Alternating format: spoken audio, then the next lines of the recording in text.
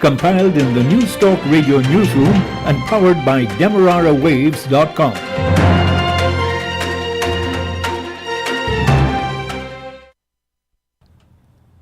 A very good day to you with the news at this time. I am Tiana Jordan. To begin the news, here's a look at the leads. A top U.S. government official is due in Guyana for talks with the government, opposition, and other interest groups. A man has been charged with attempting to murder his wife. In regional news, Antigua and Barbuda police are suggesting that the age limit for driving be increased. Venezuela's opposition wants the United States to link resumption of oil purchases to political concessions. And for the international news, we'll bring to you the latest bulletin from the BBC World Service. The details of these and other stories will be coming up in just a moment. News Talk Radio Guyana is the station for you, bringing you news updates every hour, major news 3 times a day, edutainment on a higher level, shows like Beat the Clock, Brunch on the Coast, The Afternoon Jam, Youth's Perspective. It's a station that goes wherever you go, streaming online at www.bit.ly/newstalk1031. It's News Talk Radio Guyana 103.1 FM. And now the news in detail. The United States Deputy Assistant Secretary for Caribbean Affairs and Haiti, Barbara Feinstein, will this week hold wide-ranging talks with the Guyana government, opposition, and civil society. The American Embassy says she will be visiting Guyana from today, March 24th to the 26th. Her agenda includes meetings with Vice President Barrett Jagdeo, members of the opposition, the Caribbean community, CARICOM, the private sector, and civil society. Ms. Feinstein's visit comes against the backdrop of frequent calls by American Democratic congressmen and President Joe Biden for inclusive economic growth for all races and the preservation of democracy. The American Embassy says her visit underscores the continued importance the United States places on the U.S.-Guyanese partnership. The Guyana government is on the verge of licensing a new merchant bank that will target the rapidly emerging large business sector. Vice President Barrett Jagdeo first announced the formation of the financial institution at a meeting with residents of Region 2, Pomeroon, Suriname. Governor of the Bank of Guyana, Dr. Gobin Ganga, told Demerara Waves Online News that negotiations started about 1 year ago with the principals to set up the new merchant bank here. He said the license was being finalized and the location has already been identified. Dr. Ganga said the Bank of Guyana would be conducting an on-site inspection. Merchant banks seek to mobilize monies to invest in Guyana in various ways for large corporations. Dr. Ganga declined to confirm or deny whether United States-based Guyanese financial analyst Floyd Haynes obtained the license for the merchant bank. Mr. Haynes could not be reached immediately for comment, but well-placed sources in the local financial sector have confirmed that he has gotten the nod to set up the financial institution, second only to Guyana America's Merchant Bank, a subsidiary of the Guyana Bank for Trade and Industry. The central bank governor said a merchant would require an asset requirement of at least $500,000.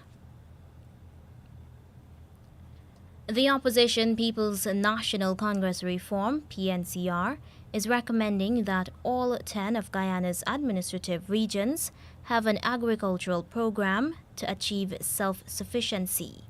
PNCR leader Aubrey Norton made the recommendation in light of rising food prices. He also wants to see the government put in place agro-processing programs. The PNCR says small-scale farming must be encouraged as this will provide jobs and increase food supply. That party says the Rural Agricultural Infrastructure Development RAID program should be revived to assist farmers to return to their lands.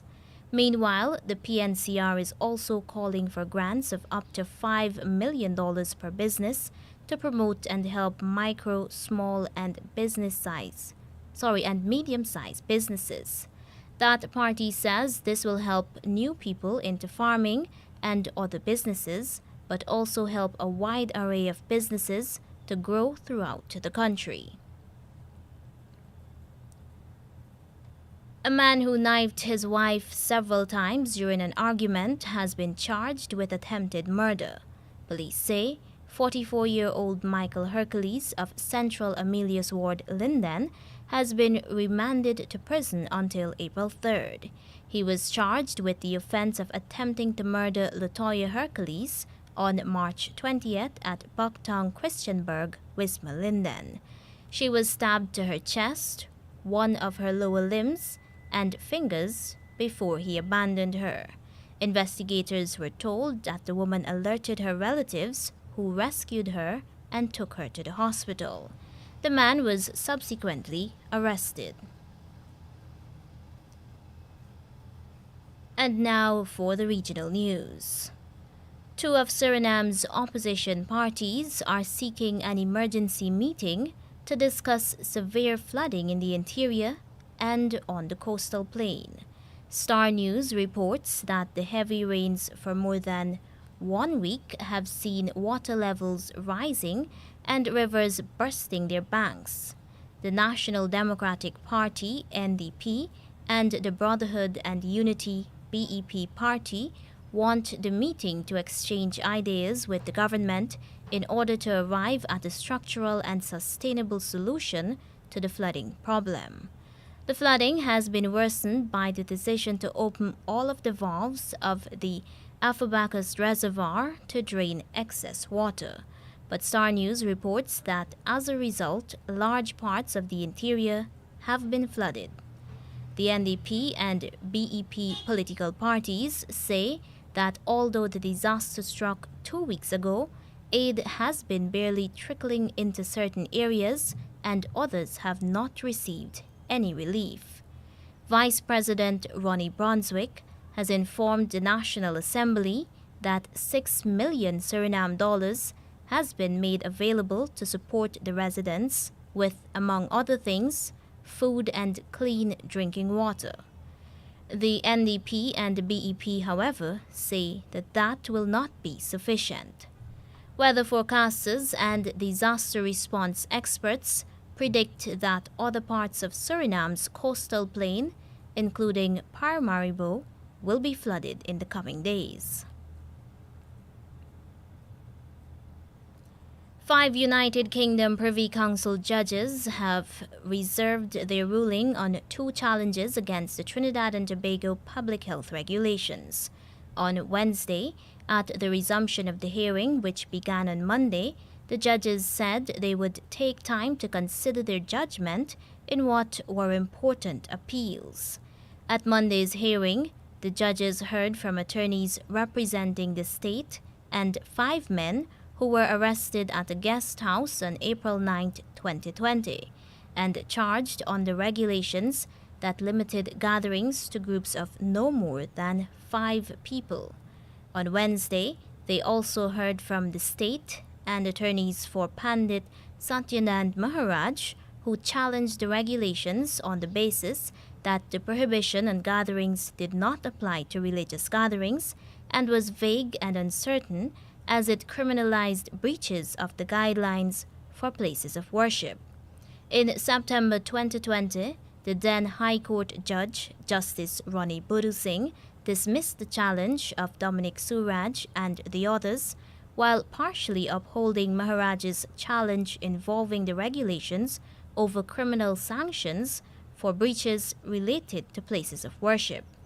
In April 2021, the Trinidad and Tobago Court of Appeal dismissed the appeal of the 5 men, ruling that the regulations passed under the Colonial Age Public Health Ordinance were not unconstitutional. In Antigua and Barbuda, police there are considering raising the legal driving age from 18 to 21 years.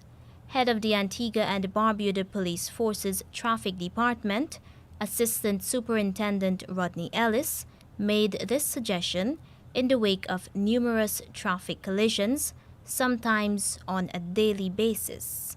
Superintendent Ellis admits that he was opposed to this suggestion at first, but he now thinks it might be a good idea. He says that speeding plays a major factor in most of these accidents, adding that persons who recently obtained their license should not be speeding.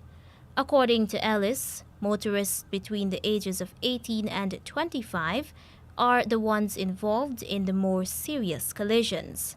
Meanwhile, Mr. Ellis says the Traffic Department will continue its public education drive on road safety in an attempt to reduce the number of daily collisions. Former Sao Paulo Governor Geraldo Alckmin joined the Brazilian Socialist Party, PSB, on Wednesday, taking the first step in officializing a once unimaginable union with Luiz Inácio Lula da Silva as the leftist's running mate in the October election. Alckmin, a center-right political veteran who unsuccessfully ran against current far-right President Jair Bolsonaro in 2018, is expected to lure pro-business centrists to former President Lula's ticket. Lula, whose Workers' Party, PT, governed Brazil from 2003 to 2016, maintains a 13 to 15-point lead in early polls over Bolsonaro. Voters are angry at Bolsonaro's handling of the pandemic, rising inflation, and skyrocketing fuel prices. Those issues have played into Lula's hands and helped sand off the rough edges of his controversial legacy in Brazil.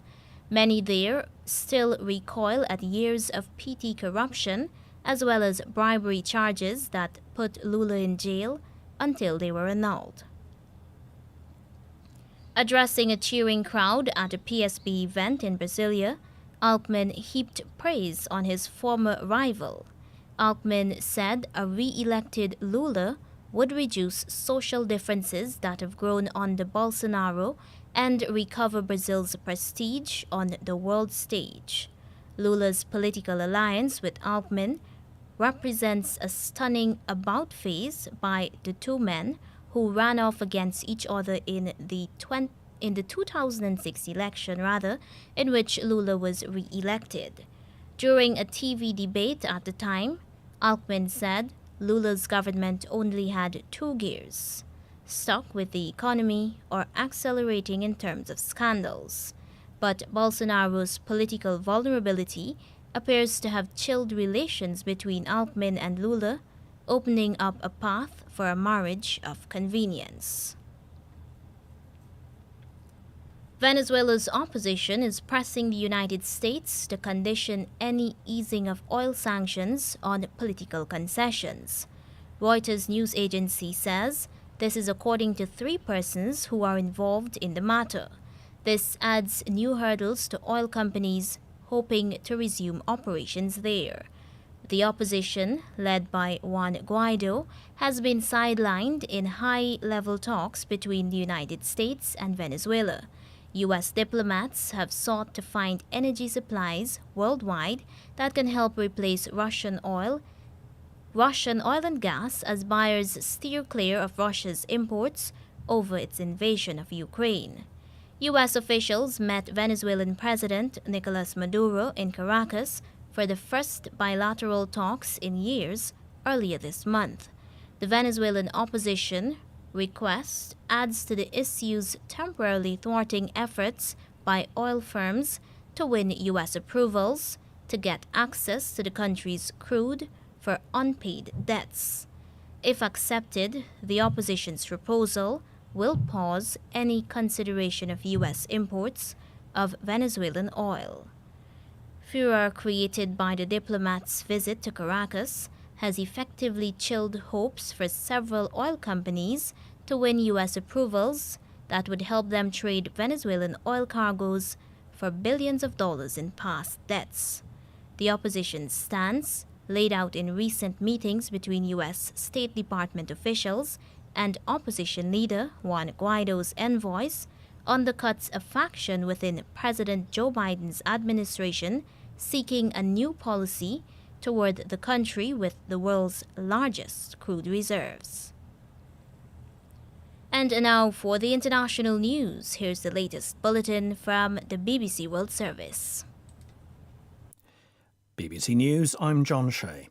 NATO leaders have approved plans to send 40,000 more troops to the eastern borders of the alliance to tackle what they say is the biggest security crisis in a generation. Speaking after an emergency summit in Brussels, the NATO Secretary-General, Jens Stoltenberg, said member countries would stand firm together to keep their people safe. We have already increased our presence in the east, and today we decided on 4 new battle groups. And the leaders agreed to task our military commanders to provide options for a long-term reset of our military posture. President Putin's invasion of Ukraine has changed our security environment for the long term. It's a new reality, it's a new normal, and NATO is responding for the long term.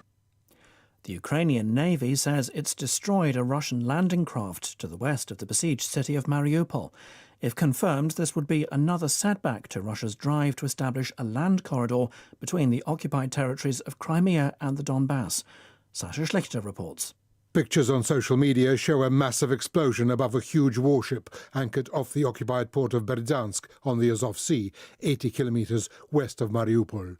According to unverified reports, 2 more ships are on fire. On Monday, with much fanfare, Russia's defence ministry announced the docking there of a large, beachable landing support ship. It said the Orsk was one of 10 ships to supply the southern flank, which has seen the fiercest fighting in the war so far.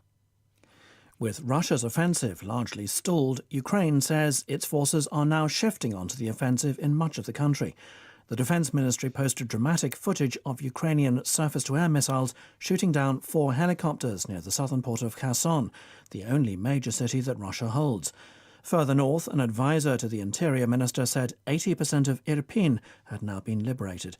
There's been heavy fighting for the town just northwest of Kiev, which is crucial to Russia's plans for encircling the capital. The deportees are from a district in the east of Mariupol, which lies close to the Russian border. Ukrainian officials say The authorities in Mariupol say Russian forces besieging the city are in the process of forcibly deporting 15,000 residents to Russia from an eastern district they've managed to capture. Here's Richard Galpin. The deportees are from a district in the east of Mariupol, which lies close to the Russian border.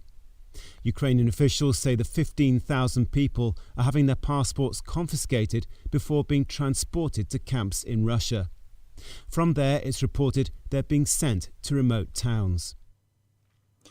Richard Galpin reporting. You're listening to the latest world news from the BBC.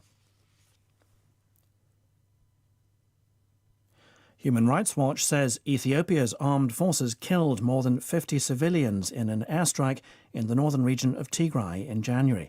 The group says 50 others were injured when a drone dropped bombs on a school compound housing thousands of people displaced by fighting. Most of the victims were women, children and elderly people sleeping in makeshift tents.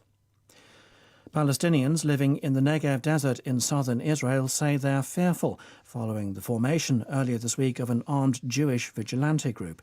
Activists and residents voiced concerns after reports that a former police officer had set up a civilian brigade to patrol the Negev, which is home to more than 300,000 Palestinian Bedouins. The chief executive of the British ferry company P&O has admitted that his company broke the law by failing to consult with trade unions before sacking 800 employees without warning via a Zoom call last week. Addressing MPs in London, Peter Hebblethwaite apologised for the decision, but he said international maritime rules permitted the replacement of the staff with foreign workers who will earn less than Britain's minimum wage. The British Transport Minister Grant Shapps said the situation was not acceptable. The P&O management have, if you like, exploited a loophole here in order to sack British workers, bring in some very low-paid international workers. We don't think that's right. And next week we'll be returning to Parliament with a package of measures to make sure that situation is undone. The Solomon Islands are negotiating a deal with China that could see the Pacific nation used as a base for Chinese warships. The two countries have just signed an agreement in which China will help the Solomon Islands with policing. But a leaked document suggests the two countries are pursuing a wider security arrangement. The Australian government has already reacted, saying it's concerned. And that's the latest BBC World News. And now to end the news, here is a recap of the leads. A top U.S. government official is due in Guyana for talks with the government, opposition and other interest groups. A man has been charged with attempting to murder his wife. Regionally, Antigua and Barbuda police are suggesting that the age limit for driving be increased. Venezuela's opposition wants the United States to link resumption of oil purchases to political concessions. And that's the news to the moment.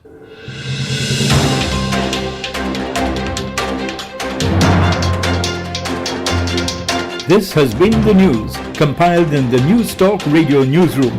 For ongoing updates, visit demerarawaves.com, and you can check facebook.com/demwaves and twitter.com/demwaves.